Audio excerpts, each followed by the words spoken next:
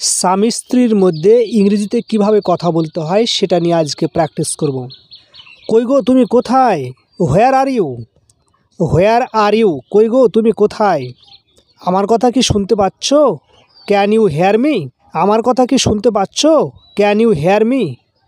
Hair মানে শোনা, can মানে পারা। তোমার রান্না কি হয়ে গেছে? Have you cooked?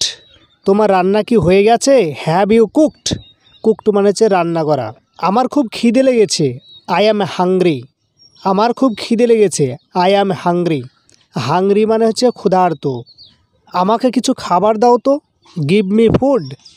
আমাকে কিছু খাবার দাও তো, গিভ মি ফুড।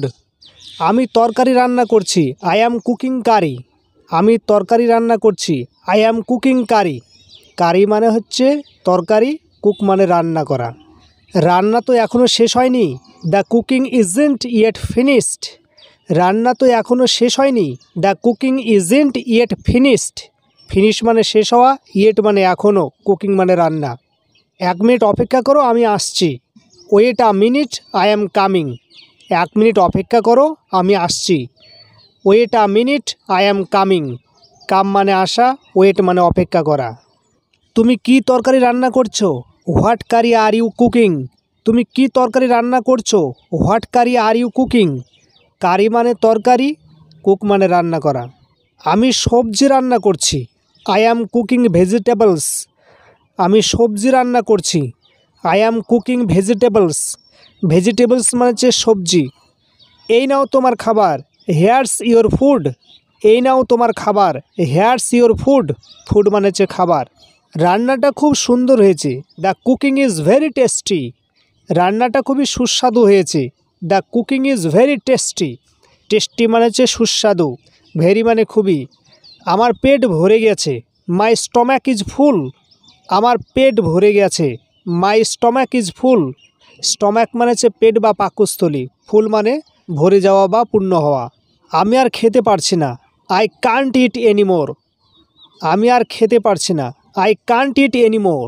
মোর মানে বেশি, এনি মানে কোনো, ইট মানে খাওয়া, কান্ট মানে না পারা। তুমি কি আজ বাজার যাবে? Will you go to market? তুমি কি আজ বাজার যাবে? Will you go to market? Market মানে হচ্ছে বাজার, গো মানে যাওয়া। ইয়েস, হ্যাঁ, হয়, কেন? ঘরে আর কোনো সবজি নেই, there are no vegetables in the house. ঘরে আর কোনো সবজি নেই, there are no vegetables in the house. তোমাকে সবজি আনতে হবে, you have to bring vegetables. তোমাকে সবজি আনতে হবে, you have to bring vegetables. Vegetables মানে সবজি, ব্রিং মানে আনা, হ্যাভ টু মানে হবে। আমার জন্য দয়া করে একটা শাড়ি আনবে তো, bring me a sari please. আমার জন্য দয়া করে একটা শাড়ি আনবে তো, bring me a sari please. Please মানে দয়া করে, ব্রিং মানে আনা। কেন, তোমার তো দুটো শাড়ি আছে। Why do you have two saris?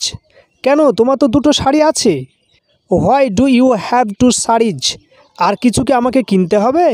What else do I need to buy? আর কিছু কি আমাকে কিনতে হবে? What else do I need to by?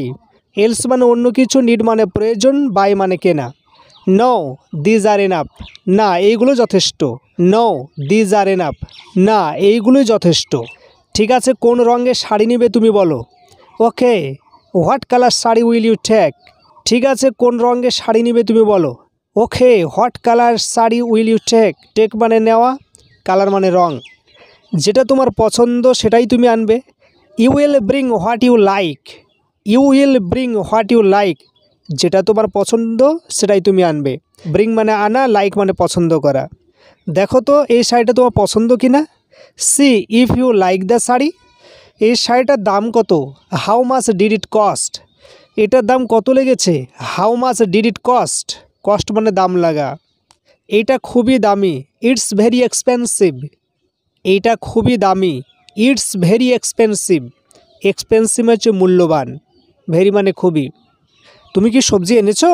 Did you bring vegetables? Did you bring vegetables? তুমি কি সবজি এনেছো? ওহ, আমি তো ভুলে গেছি এটা আনতে। Oh, I forgot to bring it. Oh, আমি তো এটা ভুলে গেছি আনতে। Oh, I forgot to bring it. Forgot মানে ভুলে যাওয়া। তোমাকে দিয়ে কোনো কাজই হয় না, নাথিং ওয়ার্কস উইথ ইউ। তোমাকে দিয়ে কোনো কাজই হয় না, নাথিং ওয়ার্কস উইথ ইউ। অথবা আমরা বলতে পারি তোমার দ্বারা কোনো কাজই নেই, no work is done by you. তোমার দ্বারা কোনো কাজই হয় না, no work is done by you. Work মানে কাজ, নাথিং মানে কোনো কিছুই।